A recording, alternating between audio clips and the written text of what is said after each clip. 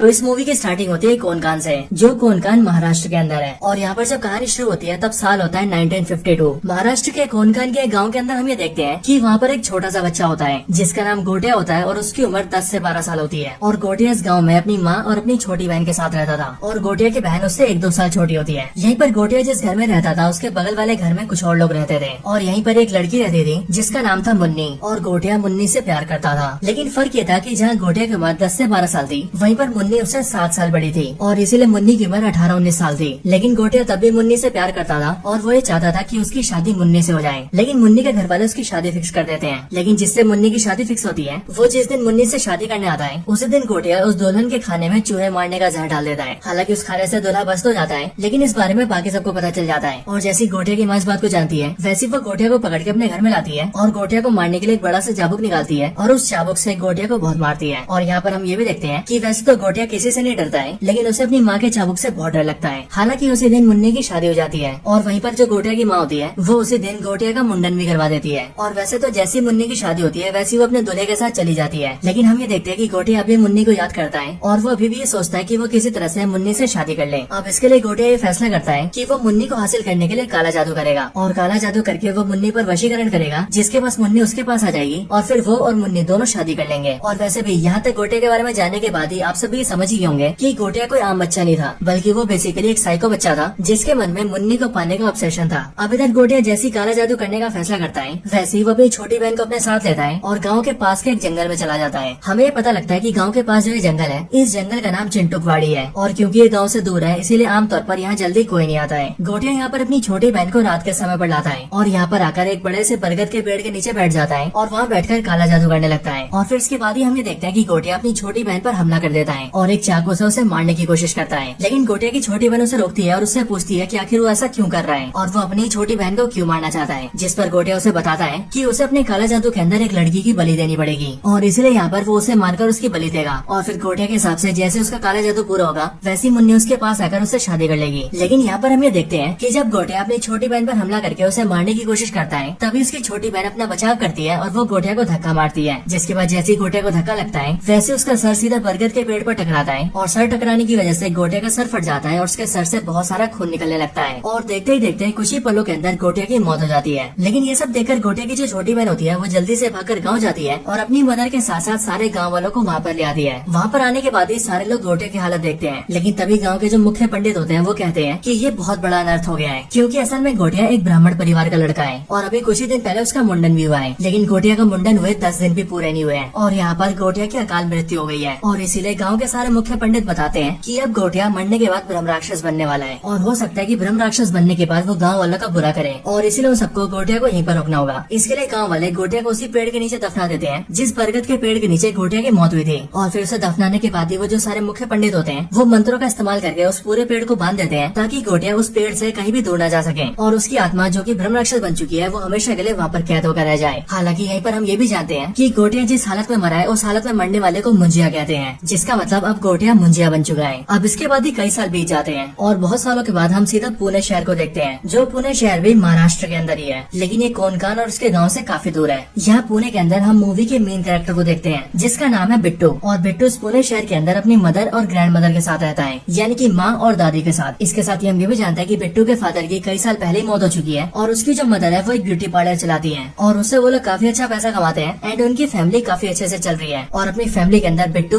उसकी मदर और उसकी दादी तीनों काफी खुश हैं। साथ ही साथ हम ये भी जानते हैं कि बिट्टू भी अपनी मदर की उनकी काम में हेल्प करता है और बिट्टू को भी लड़कियों के बाल काटना और उनका मेकअप करना काफी अच्छे से आता है। यही पर हम देखते हैं कि बिट्टू की एक दोस्त होती है जो कि उसके बगल वाले घर में रहती है और बिट्टू के इस वाले दोस्त का नाम होता है बेला। और ये बेला जो कि एक लड़की होती है वो बिट्टू की बचपन की दोस्त होती है और ये दोनों बचपन से एक साथ खेल कूद कर बड़े हुए हैं। यहाँ पर बेला बिट्टू से मिलने आती है और वह बिट्टू से अपने बॉयफ्रेंड को भी मिलवाती है। और हम ये देखते हैं कि बेला के बॉयफ्रेंड का नाम कुबा होता है और वो एक अंग्रेज होता है। लेकिन बिट्टू को बेला के बॉयफ्रेंड से मिलकर खुशी नहीं होती, क्योंकि असलियत में बिट्टू मन ही मन बेला से प्यार करता है, लेकिन उसने कभी भी बेला से ये बात बोली नहीं है। हालांकि यहीं पर हम ये देखते हैं कि बिट्टू को उसके मन में अचानक से वही पेड़ दिखता है जिस बरगद के पेड़ के नीचे मुंजिया को कैद करके रखा गया है। साथ ही साथ यहाँ पर बिट्टू ये भी देखता है कि इस बरगद के पेड़ के ऊपर एक राक्षस जैसा बच्चा है जो कि उसे अपने पास बुला रहा है। और यहाँ बिट्टू ये भी सोचता है कि उसे एक ख्याल बचपन से आ रहे हैं और वो हमेशा अपने मन में इसी पेड़ को देखता है। लेकिन यहाँ बिट्टू इन सारी बातों को इग्नोर करता है और वो अपने घर से बाहर निकलकर अपने दोस्त से मिलने जाता है। हम ये देखते हैं कि बिट्टू का एक बेस्ट फ्रेंड होता है जो कि एक सरदार होता है और उसका नाम स्पीलबर्ग होता है। अब वैसे तो रियल में इसका नाम स्पीलबर्ग नहीं होता, लेकिन अब क्योंकि बिट्टू के सरदार दोस्त को वीडियो शूट करने का काफी शौक होता है, इसीलिए वो अमेरिका के फिल्म मेकर स्पीलबर्ग से इंस्पायर होकर अपना खुद का नाम भी स्पीलबर्ग रख लेता है। यहाँ पर हम ये देखते हैं कि बिट्टू अपनी लाइफ में काफी खुश होता है, लेकिन फिर एक दिन अचानक से बिट्टू को उसके चाचा की बेटी का फोन आता है, यानी कि उसकी कजन सिस्टर का, जिसका नाम होता है रुक्कू। फोन पर रुक्कू बिट्टू से कहती है कि उसके घर वालों ने उसकी शादी फिक्स कर दी है और इसीलिए कुछ ही दिनों के अंदर उसकी सगाई होने वाली है। इसीलिए वह चाहती है कि बिट्टू अपनी फैमिली के साथ उसकी सगाई में आए। वो बताती है कि उसने बिट्टू की माँ को और दादी माँ को दोनों को इन्विटेशन दे दिया है और इसीलिए वो बिट्टू को भी पर्सनली बोल रही है। इसीलिए वो चाहती है कि उसकी सगाई में सब लोग आए। और फिर इसीलिए इसके बाद ही हमें देखते हैं कि बिट्टू, उसकी मदर और उसकी ग्रैंड मदर तीनों ये फैसला करते हैं कि वो तीनों रुक्कू की सगाई में जाएंगे। हालांकि यहीं पर हमें नोटिस करते हैं कि बिट्टू की मदर इस बात को सुनकर काफी ज्यादा नाराज हो जाती है और वो बिट्टू की ग्रैंड मदर से कहती है कि वो बिट्टू को लेकर रुक्कू की सगाई में नहीं जाना चाहती, क्योंकि वो जब भी बिट्टू को लेकर गाँव जाती है तब हमेशा बिट्टू की तबीयत खराब हो जाती है। लेकिन इसके बावजूद भी हम ये देखते हैं कि वो तीनों गाँव जाने का प्लान करते हैं और वो तीनों गाँव जाने के लिए निकल जाते हैं। आगे हमें पता लगता है कि रुक्कू और उसके पेरेंट्स यानी कि बिट्टू के चाचा की फैमिली कोनकान के उसी गांव में रहते हैं जिस गांव में मुंजिया रहता था। और अब क्योंकि बिट्टू मुंजिया के गांव से जुड़ा हुआ था और उसे हमेशा ही मुंजिया के ख्याल भी आते थे, इसीलिए यहाँ पर ये सब देख के हमें ये तो क्लियर हो जाता है कि हो ना हो बिट्टू का मुंजिया से कोई ना कोई कनेक्शन तो जरूर है। हालांकि इन सब के बाद ही बिट्टू और उसकी फैमिली सीधा गाँव पहुँचते हैं और कोनकान के गाँव में आकर वो लोग सीधा अपने चाचा के घर जाते हैं। बिट्टू जब चाचा के घर पहुँचता है तब वहाँ पर उसके चाचा की फैमिली उन सबको देखकर काफी खुश होती है। लेकिन हम यहाँ पर ये भी नोटिस करते हैं कि बिट्टू का जो चाचा है वो बिट्टू को और उसकी मदर को दोनों को नापसंद करता है और वो इसीलिए क्योंकि बिट्टू के चाचा का ऐसा मानना है कि उसके बड़े भाई की मौत बिट्टू और उसकी मदर की वजह से हुई है। और इसीलिए हम ये देखते हैं कि यहाँ पर घर के अंदर बिट्टू के चाचा बिट्टू की मोम को थोड़ा बुरा भला कहते हैं, जिस वजह से उन दोनों के बीच आर्गुमेंट हो जाती है। लेकिन इसी आर्गुमेंट की वजह से बिट्टू के चाचा को और ज्यादा गुस्सा आता है और वो गुस्से में आकर बिट्टू को उसके डैड की मौत के बारे में बताने लगता है। अब यहाँ पर हम ये भी जानते हैं कि बिट्टू को अब तक ये पता नहीं होता है कि उसके डैड की मौत कैसे हुई थी, क्योंकि उसकी मदर और दादी ने इस बारे में उसे कभी कुछ नहीं बताया था। लेकिन यहाँ पर बिट्टू का चाचा गुस्से में आकर बिट्टू को सब कुछ बताने लगता है और वो बिट्टू से कहता है कि यहाँ हमारे गाँव के पास ही एक जंगली एरिया है जिसका नाम है चिंटुकवाड़ी और वो चिंटुकवाड़ी हमारी पुश्तैनी जगह है। लेकिन उसी चिंटुकवाड़ी के अंदर एक बरगद का पेड़ है जो कि शापित है, क्योंकि बहुत साल पहले वहाँ पर एक लड़का मर गया था और अब गाँव वालों का ऐसा मानना है कि वो मुंजिया बन गया है, इसीलिए उसके डर से रात को वहाँ पर कोई भी नहीं जाता है। लेकिन आज से काफी साल पहले उसके बड़े भाई ने यानी कि बिट्टू के फादर ने उस चिंटुकवाड़ी को बेचने की कोशिश की थी। लेकिन अब क्योंकि उसके शापित होने के किस्से सबको पता है, इसीलिए कोई भी चिंटुकवाड़ी को खरीदने को तैयार नहीं था, क्योंकि सबके मन में उस पेड़ का और मुंजिया का डर था। और इसी वजह से उसके बड़े भाई ने डिसाइड करा कि वो चिंटुकवाड़ी से उस पेड़ को ही काट देगा। लेकिन जैसे उसका बड़ा भाई उस पेड़ को काटने गया ताकि पेड़ के कटने के बाद ही वो ये साबित कर सके कि ना तो वो पेड़ शापित है और ना ही वहाँ पर कोई मुंजिया है। लेकिन जैसे उसका बड़ा भाई पेड़ को काटने गया वैसे अचानक से उसकी मौत हो गई और वो पास के समुद्र के अंदर डूब गया। और फिर इसके आगे बिट्टू का चाचा बिट्टू से कहता है, बिट्टू तुम जानते हो कि तुम्हारे पापा ने ये सब किसके लिए किया था? तुम्हारे पापा ने ये सब किया था तुम्हारी माँ के लिए, क्योंकि तुम्हारे पिता को तुम्हारी माँ का ब्यूटी पार्लर बड़ा करना था और उसे एक बढ़िया सा ब्यूटी पार्लर खोल के देना था। और इसी काम के लिए उन्हें पैसे चाहिए थे जिसके लिए वो चिंटुकवाड़ी बेचना चाहते थे। लेकिन उन सब में उनकी मौत हो गई और इसीलिए उस दिन के बाद से मैं तुम्हारी माँ से बहुत नफरत करता हूँ, क्योंकि मेरा ये मानना है कि उन्हीं की वजह से मेरे बड़े भाई की मौत हुई है। और हाँ बिट्टू, क्योंकि तुम इस औरत के बेटे हो इसीलिए मुझे तुमसे भी नफरत है। अपने चाचा के मुँह से इन सारी बातों को सुनकर बिट्टू रोने लगता है और इसीलिए रोते हुए वो सीधा घर के बाहर आता है और बाहर आकर सीधा स्कूटी उठाता है और वहाँ से डायरेक्टली चिंटुकवाड़ी चला जाता है। और चिंटुकवाड़ी पहुंचकर वो उसी बरगद के पेड़ के आगे आ जाता है जहाँ पर उसके फादर की मौत हुई थी। इधर बाकी के घर वाले भी बिट्टू को ढूंढने लगते हैं और बिट्टू के चाचा जानकारी के लिए सारे गाँव वालों को फोन करते हैं, जिसके बाद उसके चाचा को पता लगता है कि गाँव के एक आदमी ने बिट्टू को चिंटुकवाड़ी में जाते हुए देखा था। बिट्टू का चाचा ये बात जानने के बाद ही परिवार वालों को बिट्टू के बारे में बताता है और वो सबसे कहता है कि बिट्टू चिंटुकवाड़ी के अंदर है। बट ये सुनकर बिट्टू की दादी बिट्टू के चाचा से कहती है कि वो जल्दी से चिंटुकवाड़ी जाए और बिट्टू को बचा कर लाए। लेकिन बिट्टू का चाचा ऐसा करने से मना कर देता है और वो बिट्टू की दादी से यानी कि अपनी माँ से कहता है कि रात के टाइम पर चिंटुकवाड़ी में कोई नहीं जाता है और इसलिए वो भी वहाँ पर नहीं जाएगा। लेकिन ये सुनने के बाद ही बिट्टू की दादी ये फैसला करती है कि वो खुद ही चिंटुकवाड़ी में जाएगी और बिट्टू को बचा कर लाएगी, क्योंकि बिट्टू की दादी ये जानती थी कि चिंटुकवाड़ी में जाने से बिट्टू की जान को खतरा हो सकता है। हालांकि चिंटुकवाड़ी जाने से पहले हम ये देखते हैं कि बिट्टू की दादी अपना एक बक्सा खोलती है और बक्से के अंदर से एक चाबुक निकालती है और फिर यहाँ पर हम ये नोटिस करते हैं कि ये बिल्कुल वही चाबुक होता है जिस चाबुक का इस्तेमाल करके मुंजिया की माँ उसे मारा करती थी। हालांकि फिर इसके बाद ही हम ये भी जान जाते हैं कि असल में बिट्टू की जो दादी है वो मुंजिया की छोटी बहन है, यानी कि वही छोटी बहन जिसे मुंजिया ने मारने की कोशिश करी थी, लेकिन उस रात वो खुद ही मारा गया था।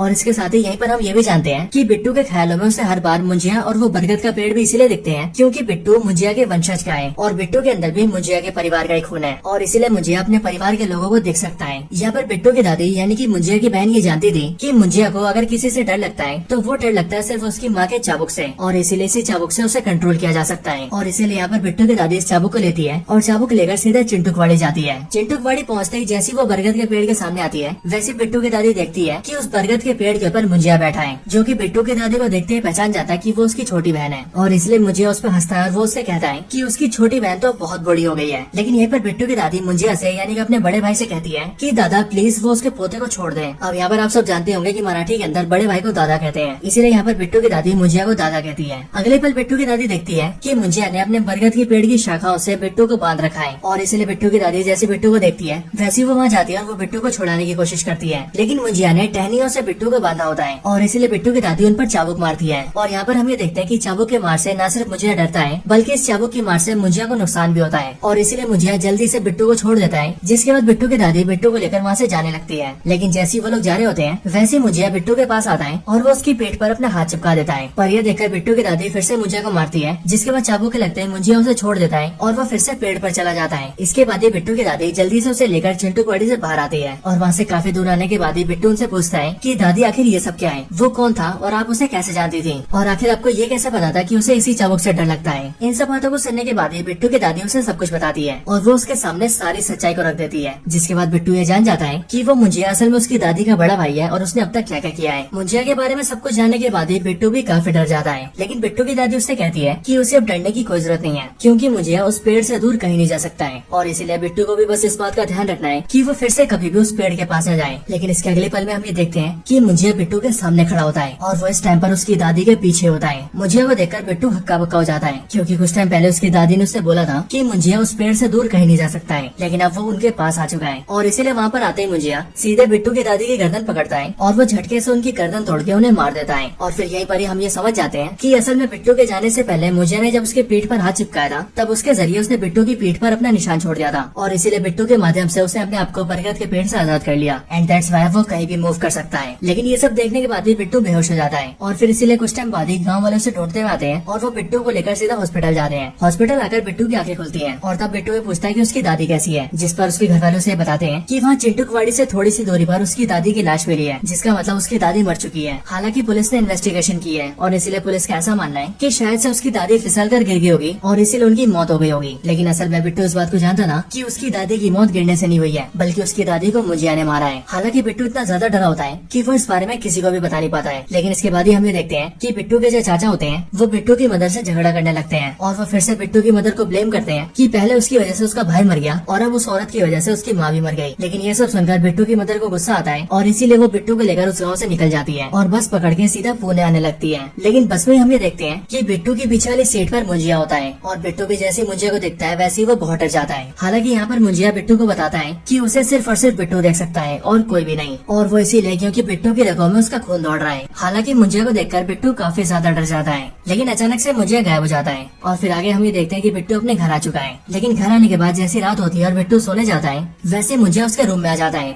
और वो बिट्टू से कहने लगता है कि मुन्नी को ढूंढो, मुन्नी को ढूंढो। लेकिन बिट्टू को उसकी बातें समझ नहीं आती और वो सिंपली उससे डरने लगता है। और अब क्योंकि बिट्टू मुंजिया के लिए उसकी बातें नहीं मान रहा था इसलिए मुंजिया उसे पीटने लगता है। वो कभी बिट्टू को बिस्तर से गिरा देता है, कभी उसे उठाकर दीवार पे फेंक देता है और कभी तो उसके ऊपर अलमारी गिरा देता है। लेकिन इन सब के बाद ही बिट्टू ये समझ जाता है कि मुंजिया उससे किसी मुन्नी को ढूंढने के लिए कह रहा है। लेकिन बिट्टू ऐसा करने से मना कर देता है और वो सिंपली मुंजिया से कहता है कि उसने उसकी दादी को मार दिया है और इसीलिए वो उसकी कोई बात नहीं मानेगा। लेकिन बिट्टू जैसे ऐसा बोलता है वैसे मुंजिया जल्दी से बिट्टू की मदर के पास जाता है और बिट्टू की मदर इस टाइम पर घर के बाहर खड़ी होकर बातें कर रही होती है। लेकिन तभी जहाँ पर बिट्टू की मदर खड़ी होती है उसके पास एक स्ट्रीट लैंप होता है और मुंजिया उसी लैंप पर चढ़ जाता है और उसे तोड़कर बिट्टू की मदर के ऊपर गिरा देता है। लेकिन लकीली वो लैंप बगल में गिरता है और इसीलिए बिट्टू की मदर को कुछ भी नहीं होता है। लेकिन ये देखकर अब बिट्टू बहुत ज्यादा डर जाता है और इसीलिए वो मुंजिया से कहता है कि वो जैसा बोलेगा वो वैसा ही करेगा। लेकिन मुंजिया उससे कहता है कि वो उसके पास रात को आया करेगा और इसीलिए उसे मुन्नी को रात को ढूंढना पड़ेगा। एंड इसके बाद ही हम ये देखते हैं कि बिट्टू को ना चाहते हुए भी रोज रात को अपनी नींद खराब करनी पड़ती है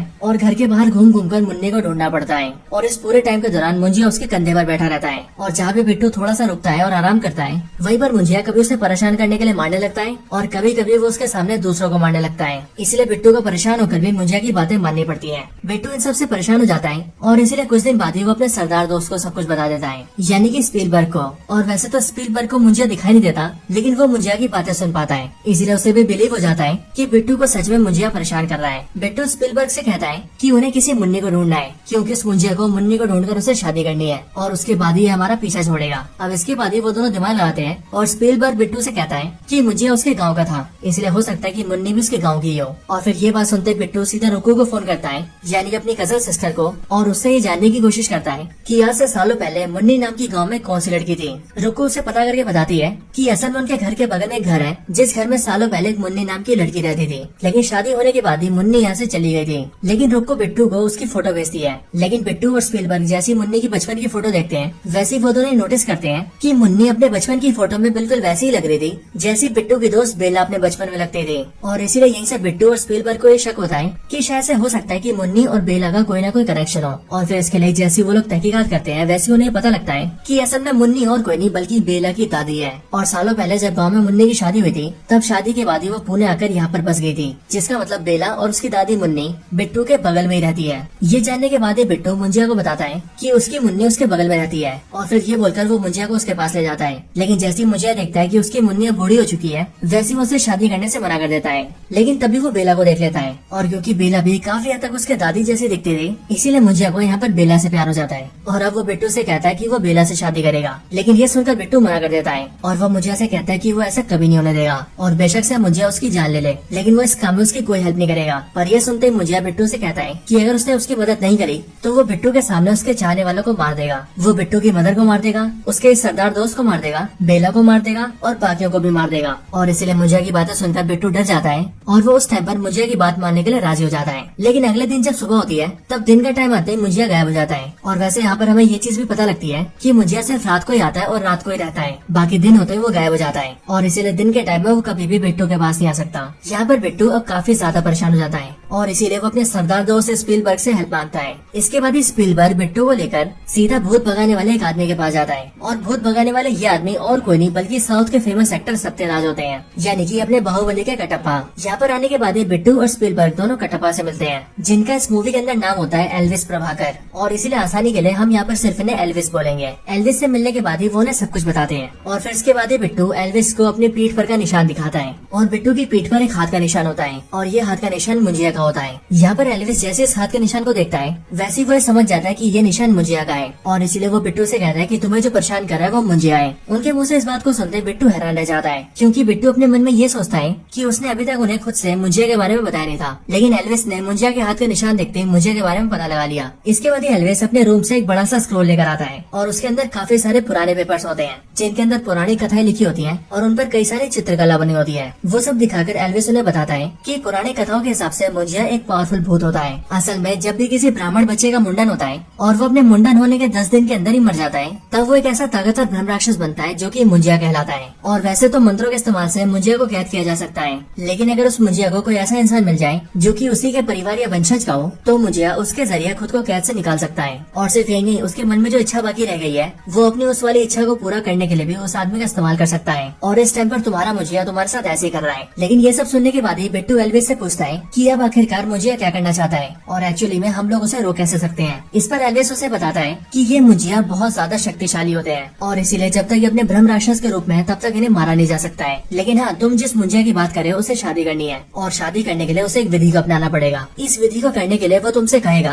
कि वो जिस लड़की से शादी करना चाहता है तुम लोग उसे लेकर सीधा उसी पेड़ के पास पहुँचाओ जिस पेड़ में उसे कैद किया गया था। और वहाँ पर आने के बाद ही वो तुमसे ये भी कहेगा कि तुम उसके लिए किसी बकरी को पकड़ कर लाओ और जब तुम बकरी को भी ले आओगे तब वो तुम्हें बकरी के सर पर एक निशान बनाने के लिए कहेगा जो निशान कुछ ऐसा दिखता है। और हाँ, तुम उसके वंशज के हो, इसीलिए वो तुमसे कहेगा कि तुम इस निशान को अपने खून से बनाओ क्योंकि खून से बनाने के बाद ही वो निशान काम करेगा। और तुम जैसे अपने खून से उस बकरी के सर पे निशान बनाओगे वैसे मुझे अपने आप को उस बकरी में डाल लेगा और फिर उसके बाद वो उस लड़की से शादी करेगा। और एक बार जैसे उसने शादी कर ली वैसी वो लड़की भी मारी जाएगी, जिसके बाद मुझे उस लड़की की आत्मा को लेकर चला जाएगा और वो हमेशा हमेशा के लिए उस लड़की की आत्मा को अपने साथ रखेगा। और यही इस मुंजिया का मकसद है। हालांकि इसके आगे एल्विस उन्हें बताता है कि इस दौरान वो लोग मुंजिया को मार सकते हैं, लेकिन हाँ, मुंजिया को तभी मारा जा सकता है जब मुंजिया अपने आप को बकरी के शरीर में डाल देगा। लेकिन उनके पास काफी कम टाइम होगा क्योंकि जैसे मुंजिया बकरी के शरीर में आएगा वैसी वो लड़की से शादी करने लगेगा और अगर उसने शादी कर ली तो सब कुछ खत्म हो जाएगा। इसीलिए जैसे ही मुंजिया अपने आप को बकरी में डाले उन लोगों को वैसे उस बकरी को मार देना होगा क्योंकि जैसी वो बकरी मारी जाएगी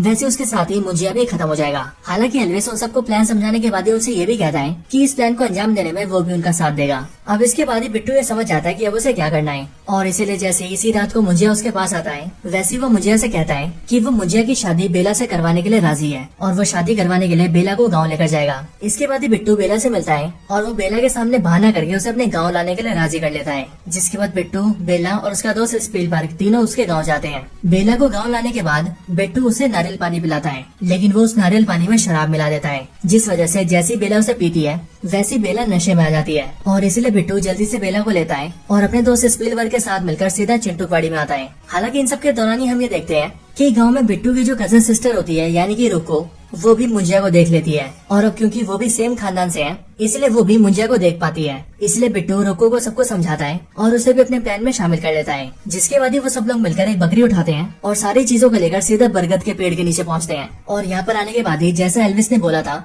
मुंजिया बिल्कुल वैसा ही बोलता है और वो बिट्टू से कहता है कि वो बकरी के सर पे अपने खून से इस तरह के निशान को बना दे। और फिर बिट्टू जैसे अपने खून से उसके सर पे ऐसा निशान बनाता है, वैसी मुंजिया बकरी की बॉडी में अपना शरीर डाल लेता है। लेकिन जैसे वो बकरी की बॉडी में आता है और शादी करने आता है, वैसे बिट्टू उस बकरी को पकड़ लेता है और वो उसे काटने लगता है। लेकिन वो उस पर हमला करता है कि उससे पहले हम ये देखते हैं कि बेला जो कि नशे की हालत में थी, वो बिट्टू को ऐसा करने से रोक देती है और वो नशे की हालत में उससे कहती है कि ये बकरी मेरा पति है, मेरी शादी हो रही है इससे, तुम इसे मार के रहे हो, इसे मत मारो। और बेला ये सब इसीलिए बोल रही होती है क्योंकि वो नशे में होती है, लेकिन उसके ऐसा करने की वजह से बिट्टू मुंजिया को मार नहीं पाता है। हालांकि इस टाइम पर ही हम ये देखते हैं कि उस बकरी के सर पे जो निशान बना होता है, वो निशान बेला के शरीर में चिपक जाता है, जिस वजह से बेला के शरीर पर भी वैसा निशान बन जाता है। हालांकि तभी बिट्टू को एल्विस की कई भी बातें याद आती है और एल्विस ने उससे कहा था कि जब वो बकरी के सर पर अपने खून से निशान बनाएगा, तब उसे इस बात का ध्यान रखना पड़ेगा कि वो निशान बकरी के सर के अलावा और कहीं पर भी ना बने, खास करके किसी इंसान पर तो बिल्कुल नहीं, क्योंकि अगर ऐसा हुआ तो मुंजिया सीधा उसकी बॉडी में घुस जाएगा। और यहाँ पर प्रेजेंट टाइम में हम ऐसा ही देखते हैं, क्योंकि जैसे बकरी का सर बेला की बॉडी पर लगता है और बेला के शरीर पर वो निशान चिपकता है, वैसी मुंजिया सीधा बेला के अंदर घुस जाता है। और फिर जैसे वो बेला के अंदर आता है, वैसे वो देखने में बहुत डरावनी हो जाती है और वो बिट्टू से कहती है कि उसने उसे मारने की कोशिश की है, जिसका मतलब उन सब ने मुंजिया को धोखा दिया है और इसलिए मुंजिया उन सबको मार देगा। और फिर ये बोलकर मुंजिया, जो कि बेला की बॉडी में होता है, वो सब पर अटैक कर देता है। अब मुंजिया से बचने के लिए बिट्टू, रुक्कू और स्पीलबर्ग तीनों वहाँ से भाग जाते हैं और वो चिंटूकवाड़ी से भागकर सीधा रुक्कू के घर में घुस जाते हैं। लेकिन मुंजिया पीछा करते हुए वहाँ पे पहुँच जाता है। अब हालांकि मैं आपको बता दूं कि वैसे तो ये काफी हॉरर सीन होता है, लेकिन जैसा कि स्त्री मूवी के एंड में हमने देखा था कि वहाँ हॉरर के साथ साथ कॉमेडी भी हो रही थी, ठीक बिल्कुल वैसे यहाँ पर भी हॉरर के साथ साथ काफी कॉमेडी हो रही होती है। इसी टाइम पर बिट्टू एल्विस को भी अपने पास बुला लेता है। हालांकि इस टाइम पर ही हम ये देखते हैं कि इन सारी भागे दौड़ी के दौरान ही वो निशान बिट्टू के चाचा के सर पर भी बन जाता है, जिस वजह से मुंजिया बेला की बॉडी से निकलकर सीधा बिट्टू के चाचा की बॉडी में घुस जाता है और अब उसके बाद ही वो सब पर हमला करने लगता है। सबको ठिकाने के बाद ही मुंजिया, जो कि बिट्टू के चाचा की बॉडी में था, वो सीधा बेला को पकड़ता है और उसे लेकर सीधा चिंटूकवाड़ी में जाता है। लेकिन ये देखकर बिट्टू उनका पीछा करता है और वो उनके पीछे पीछे जाता है। हालांकि रास्ते में वो उसी जगह पर पहुंच जाता है जिस जगह पर मुंजिया ने उसकी दादी को मारा था। लेकिन वहाँ पर आते बिट्टू ये देखता है कि उसकी दादी के हाथों में जो चाबुक होता है, वो बिल्कुल उसी जगह पर होता है जिस जगह पर उसकी दादी की मौत हुई थी। और जाहिर है ये चाबुक जैसी छड़ी वही छड़ी होती है जिससे कि मुंजिया को नुकसान पहुंचाया जा सकता है। और इसीलिए बिट्टू उसे उठा लेता है और उसे लेकर सीधा चिंटूकवाड़ी में पहुंचता है। चिंटूकवाड़ी में पेड़ के पास आते हुए देखता है कि वहाँ पर मुंजिया बेला से शादी करके उसकी आत्मा को अपने साथ ले जाने की तैयारी कर रहा है। लेकिन तभी ये सब देखकर वो बेला को बचाने की कोशिश करता है और उस चाबुक जैसी छड़ी से मुंजिया पर अटैक करता है। हालांकि इस दौरान बिट्टू उस पर काफी हमले करता है, लेकिन तब भी मुंजिया काफी ज्यादा पावरफुल होता है और इसीलिए वो बिट्टू को उठा कर फेंकता है। लेकिन हम ये देखते हैं कि बिट्टू फाइट करते हुए किसी तरह से अपने चाचा की पीठ पर वही निशान बना देता है जिस निशान से मुंजिया शरीर बदलता है। और फिर चाचा की पीठ पर निशान बनाने के बाद ही बिट्टू जल्दी से वो निशान पेड़ पर भी बना देता है। और फिर जैसे ही वो पेड़ पर निशान बनाता है, वैसे हम ये देखते हैं कि मुंजिया बिट्टू के चाचा की बॉडी से निकल जाता है और वो सीधा पेड़ की बॉडी में घुस जाता है। मतलब कि अब मुंजिया पेड़ के अंदर आ जाता है और अब बिट्टू को और बेला को ऐसा लगता है कि उन लोगों ने मुंजिया को पेड़ के अंदर कैद कर दिया है। लेकिन अब क्योंकि मुंजिया बहुत ज्यादा पावरफुल था, इसीलिए मुंजिया पेड़ के अंदर आने के बाद भी पूरे पेड़ को कंट्रोल करता है और वो पेड़ की टहनियों से उन सबको पकड़ने लगता है। लेकिन तभी बेला ये देखती है कि उस बरगद के पेड़ के पास ही एक लालटेन रखा है जिसके अंदर काफी सारा मिट्टी का तेल है और इसीलिए बेला किसी तरह से उसे उठाती है और उसे लेकर सीधा पेड़ के ऊपर मारती है, जिससे कि पेड़ के ऊपर मिट्टी का तेल लग जाता है। और फिर तभी बिट्टू ये देखता है कि उसके पास भी एक लकड़ी है जो कि जल रही है और असल में ये वही लकड़ी होती है जिस लकड़ी को उन्होंने पहले रखा होता है, यानी कि उस टाइम पर जिस टाइम पर वो लोग मुंजिया और बेला की शादी करवा रहे थे। और इसीलिए बिट्टू उस जलती लकड़ी को उठा लेता है और उससे सीधा पेड़ में आग लगा देता है। पेड़ में जैसी आग लगती है वैसे हम ये देखते हैं कि पूरा पेड़ जलने लगता है और पेड़ के साथ साथ मुंजिया भी जलने लगता है और इसीलिए बिट्टू मुंजिया की पकड़ से खुद को छुड़वा लेता है और वो बेला के साथ सीधा पेड़ से काफी दूर आ जाता है, जिसके बाद वो और बेला दोनों चिंटू की वाड़ी से निकल जाते हैं और इधर ये पेड़ काफी ज्यादा जल जाता है और हमें दिखाया जाता है कि अब मुंजिया खत्म हो चुका है। इसके बाद सब कुछ ठीक हो जाता है और बिट्टू भी बेला को लेकर पुणे आ जाता है। पुणे आने के बाद ही बेला उसे बताती है कि अब वो अपने काम के सिलसिले में ब्राजील जा रही है और इसीलिए वो कई साल बाद वापस आएगी। लेकिन बेला के जाने से पहले बिट्टू उसे आई लव यू कहता है और वो बेला से कहता है कि वो उससे सालों से प्यार करता है। लेकिन यहाँ पर बेला बिट्टू से कहती है कि वो बिट्टू से प्यार नहीं करती और वो बिट्टू को अपना दोस्त समझती है। पर ये सुनकर बिट्टू से कहता है कि अगर वो उसे अपना दोस्त मानती है तो वो उसका दोस्त बनकर ही रहेगा, क्योंकि वो मुंजिया नहीं है जो उससे जबरदस्ती शादी करेगा। और फिर उसके ये बोलने के बाद ही ये सीन चेंज होता है और हम डायरेक्टली मुंजिया के पेड़ को देखते हैं। यहाँ हम ये देखते हैं कि मुंजिया के पेड़ की कटाई चल रही है और कुछ लोग मिलकर इस पेड़ को काट रहे हैं। लेकिन अगले पल हम ये जानते हैं कि मुंजिया मरा नहीं है और वो अभी भी जिंदा है और हमें यहाँ पर मुंजिया की झलक भी दिखती है। लेकिन इसके बाद ही मूवी एंड हो जाती है। लेकिन हाँ दोस्तों, अगर आप सभी ने स्त्री मूवी देखी है तो वहाँ पर आप सबने नोटिस किया होगा कि उस मूवी के एंड में भी स्त्री जिंदा बच जाती है और इसीलिए यहाँ पर भी इस मूवी में दिखाया गया है कि यहाँ पर भी मुंजिया जिंदा बच गया है। सो इसीलिए हो सकता है कि आने वाली मूवीज के अंदर इन सब का एक साथ इस्तेमाल किया जाए। अब हालांकि जैसी इस मूवी की स्टोरी एंड होती है वैसी मूवी के एंड सीन में एक पोस्ट क्रेडिट सीन आता है और ये वाला पोस्ट क्रेडिट सीन भेड़िया मूवी से कनेक्टेड होता है, क्योंकि पोस्ट क्रेडिट सीन के अंदर हम वरुण धवन को देखते हैं जो कि अभी कुछ टाइम पहले ही भेड़िए से इंसान बने होते हैं और इसीलिए यहाँ पर वरुण धवन के पास उसका दोस्त जाना आता है और वो उसे कपड़े देता है। लेकिन इसके बाद ही मूवी खत्म हो जाती है।